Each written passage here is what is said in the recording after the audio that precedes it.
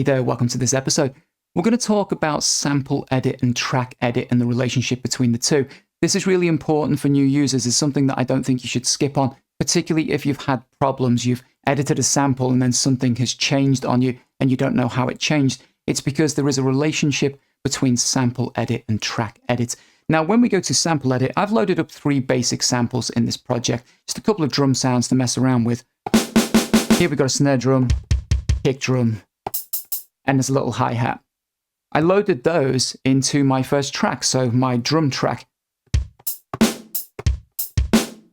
Now we can see the samples in sample edit, and if I go into track edit for this particular track, I can also see the samples.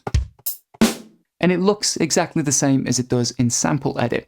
But what you have to bear in mind is that sample edit is like the master copy of that sample. Hopefully this will make sense in a second, where you have like a master copy. Whenever you create a track, it's using a copy of that master sample inside of the track. It's not using the same sample. Now, how do we know that? We know that because if I edit this one here, let's move the start point of this one inside of our track. So we've moved this, got this really weird short little snare. Let's say that's something that you wanted to do. We go back to main, we can see it on the home page, we tweak the start and end point. So we can see that change. If I go to sample edit, I can pull up the same snare drum, which is here. And you'll notice we haven't moved the start and end point of that sample.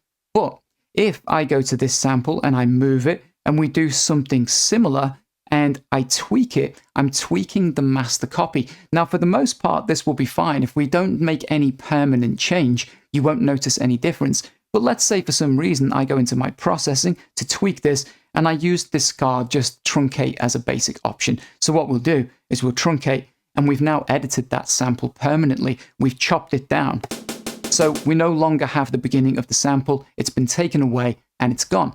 If I now move over back to my track, what you will notice, maybe from here, but also if we go into sample edit and I click on this, if I try and pull this start point back, there's nowhere to go because we've edited the master copy of the sample. So inside of our sample edit, we have the master copy. And because we made a permanent change to the master sample, it's now changed that throughout. If we had this sample loaded up in multiple tracks, it would be changed throughout the MPC. That's the relationship of how it works.